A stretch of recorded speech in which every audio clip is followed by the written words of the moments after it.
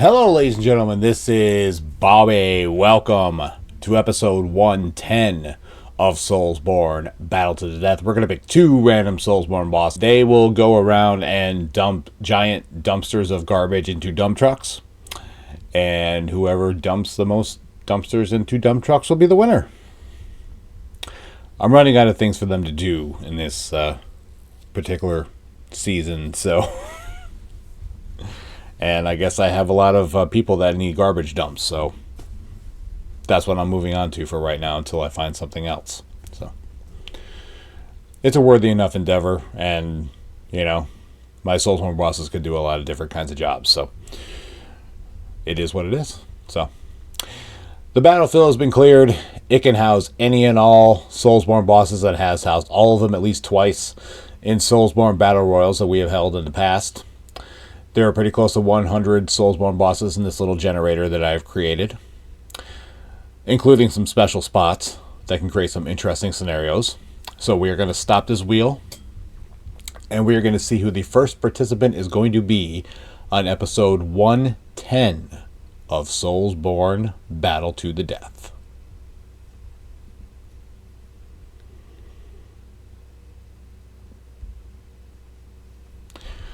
Margit, the Fell Omen from Elden Ring. Margit is not a boss to sleep on. He's pretty tough. He is one of the earlier bosses, so people may underestimate him because, you know, of his level and all that stuff, but he strikes pretty quickly. He has a lot of like spinning attacks and things like that, and plus he has magic. So, or incantations or whatever it may be. So he is a difficult boss in his own right, and you know, brought up to the same level as certain other SoulsBorne bosses. He could hold his own. I think I've said that before when I've landed on him. So, definitely not a boss to sneeze at. So, landing on Margit the Fell Omen is not a bad thing at all. And SoulsBorne Battle to the Death. So, quite a good choice here. Quite a good choice. We are going to take this wheel for another spin. We are going to decide the opponent for Margit the Fell Omen. He could probably dump a lot of dumpsters, but I have to believe that there are a lot of other SoulsBorne bosses that could probably do a better job, let's be honest.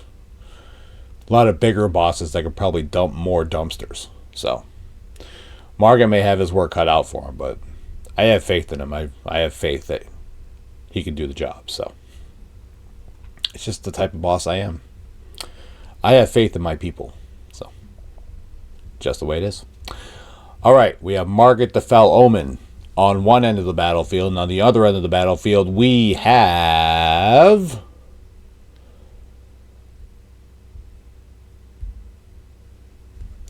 the Witch of Hemwick from Bloodborne. Oh boy. As usual, I'm not allowed to give my opinion on this section of the show because my legal team will have a fit, and I will receive a sternly worded letter from them. So we better move on to the next section of the video before I say something I'm going to regret. So we're going to go to the contractually obligated bios. So let's have a look at Margit the Fell Omen.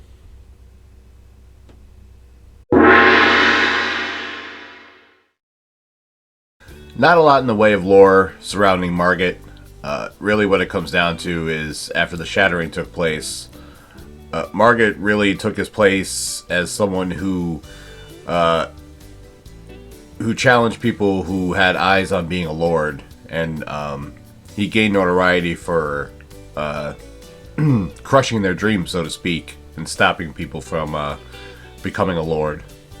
So really, in a nutshell, Margit was just kind of like, after the shattering happened, he just woke up one morning, he's just like, well, everyone's going to try to become Elden Lord, I guess I'll just stop everybody. That's really what it boils down to. And then, of course, he comes across you, and he can't stop you, so, yeah. You basically put him in his place and put him down, and Then he goes away, and then he comes back later as Morgott, the Omen King. And he stands across. He took his place as protecting the Erd Tree, and basically got no love for that. So that was Margit / Morgott's thing.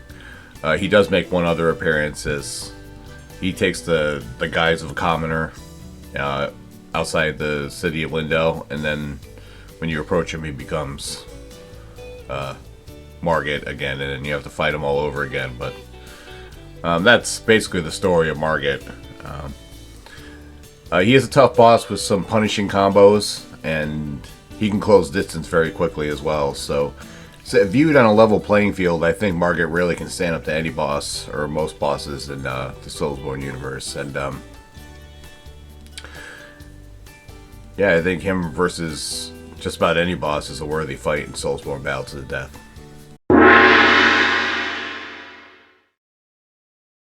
The Witch of Hemwick essentially is an eye collector who has collected enough eyes to be able to perform some arcane magic. Her outfit is apparently has some eyes, or is made of some eyes, made of eyes. I don't know. I'm gonna have to go back and check that out. I did not realize that when I read it in the wiki. But basically, she has 3 tricks. She has the ability to create a clone of herself. She has the ability to turn herself invisible, and she has the ability to summon 3 mad ones at one time. Basically, all 3 of these things serve to be annoyances. She has 3 annoyance spells, basically, that she can use against you. And when you fight her, basically the entire boss fight is you running away from the mad ones and running around the level and trying to find her and attack her as much as humanly possible. In the world of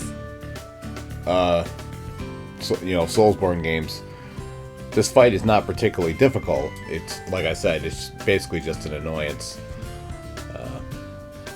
So the Witch of Hemwick is basically a gimmick boss, really, if you really, I guess, break it down and think about it. But, I mean, she can cause problems.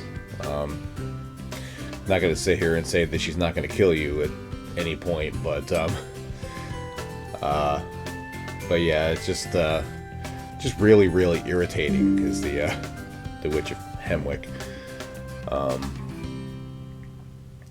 Yeah, that's pretty much all I really have to say about her, and there really wasn't much in the way of lore on the fandom wiki. I can't sit here and say that she's going to be a boss that's going to be remembered in SoulsBorne lore, but when she shows up in Battle to the Death, I guess you can still say it's an interesting time, because you never know what you're gonna get. So I guess there's always that.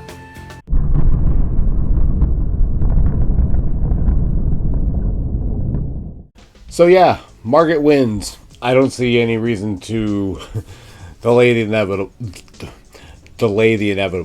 The Witch of Hemwick really is a gimmick boss that's not really worth the paper she's printed on, or whatever analogy you want to use, to be perfectly honest with you.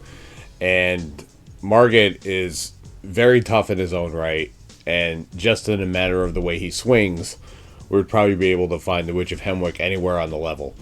So even with all the minions that the witch has with her, it probably would not matter. So yeah, I'm pretty sure that Margit would have no trouble securing the victory here. But that is just my opinion.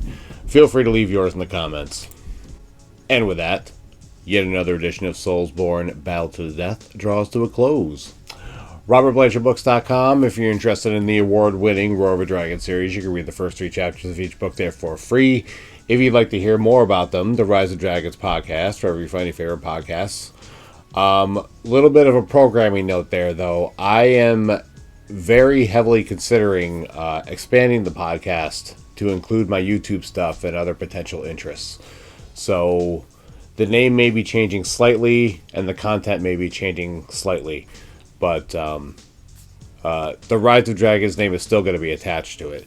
So that that thought is in the early development stages right now. So I was literally just thinking about it before I started recording this. So that is something that is on my mind and something that I'm thinking about doing very, very seriously. So just keep that in mind for the future. Now I've just screwed up my entire outro, and I can't remember how I usually do things.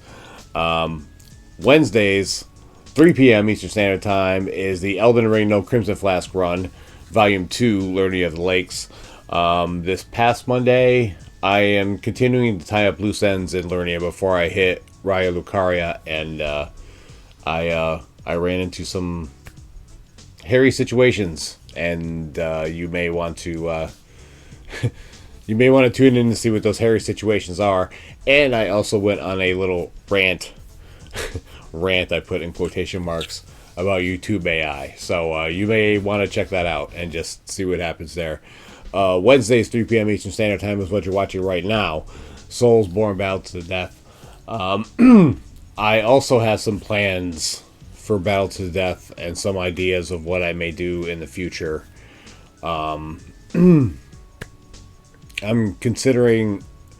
very heavily considering some things as well, but I won't reveal that yet until I'm ready, until I've made a decision. So I will come to that when I get a chance. But so yeah, you just watched Battle to the Death, so I don't really have to explain exactly what that is. Saturday, 7 p.m. Eastern Standard Time is Bobby's Gaming Lounge. That's my weekly live stream where I play games and you guys come in the chat. We just have a grand old time. So this past Saturday was more of Resident Evil Village. It was part 3. I tried to do something more professional and tried to use some different software to bring the stream to you guys. Unfortunately, it did not go very well. So this past live stream is actually in 2 different parts. There's actually 3, but I made the 3rd one private. If you really want to see it, you could probably go on Twitch and see it. But that part of the stream is just basically a half hour of me trying to figure out what's going wrong and Christian trying to help me over the phone. So, not really much to see there. But the other 2 parts of the stream are, actually the stream, it's in 2 parts because the stream cut out like 2/3 of the way through. So I had to start it back up again and then finish that 3rd hour. So yeah, it was a nightmare stream, but it was a lot of fun. There was a lot of fun guests there in the chat. So yeah, you may want to tune in and check that out. Also, a lot of things happened on that stream. Let's just say I got the crap scared out of me again. So if that's your thing, tune in and check it out. So yeah, those are all the programming notes that I have right now.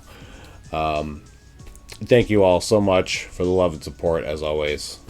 The channel continues to grow, and it has been awesome to see and very, very rewarding. And again, burning the candle at both ends, just working my ass off, but you guys make it worth it. So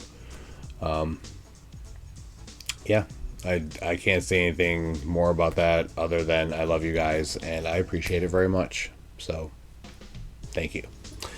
I hope you guys have an amazing week. Be well, stay safe, and as always, it's Bobby's World, and you're all just living in it. See you for live, y'all. Bye. Hey, boss. Yes, Courtney. Mrs. Anderson called. She wanted to order several copies of your books for family and friends. Oh, that's amazing. Get some ordered, have them sent over to me, and I will sign them for her. I really appreciate it if you could do that for me. I didn't know you were an author. You did. Courtney, you've been with me for like 2 years now, and we've talked about it fairly constantly, and there's an ad at the end of every one of these videos. Well, that doesn't mean that I listen to everything you tell me. Are the books any good? Well, ReadersFavorite.com said that its intensity rivals that of the Game of Thrones series. I know, that's pretty crazy, but That's exactly what it says. It's on the Cry of a Raven review. Go check it out. Well, that's pretty cool. What are the books about? It's about a soldier who gets exiled for saving a baby dragon, and later he's killed, and he wakes up 3,000 years later with strange powers, and he's watched over by the very same dragon, and the world has been overrun by evil, and he now must travel back in time to stop the evil that started in his own home country. Wow, that sounds interesting. How can I get copies of the books? Well, you can go to robertblanchardbooks.com and order your copies there. You can read the first 3 chapters of each book there for free. And if you want to hear more about them, you can listen to the Rise of Dragons podcast. You have a podcast too? You know what, Courtney? You are doing such an amazing job that I think you are due for a raise. How does that sound? Oh my gosh, that's so awesome. Thank you, boss. You bet. Too bad the raise is going to be when I raise a water balloon over her head and just... Maybe I'll wait until her mom calls. I think she'll find that pretty funny. Go to robertblanchardbooks.com right now and get your copies of the series that got 3 5-star reviews from readersfavorite.com, 3 Author Shout Recommended Reads Awards, and 2 Literary Titan Silver Awards.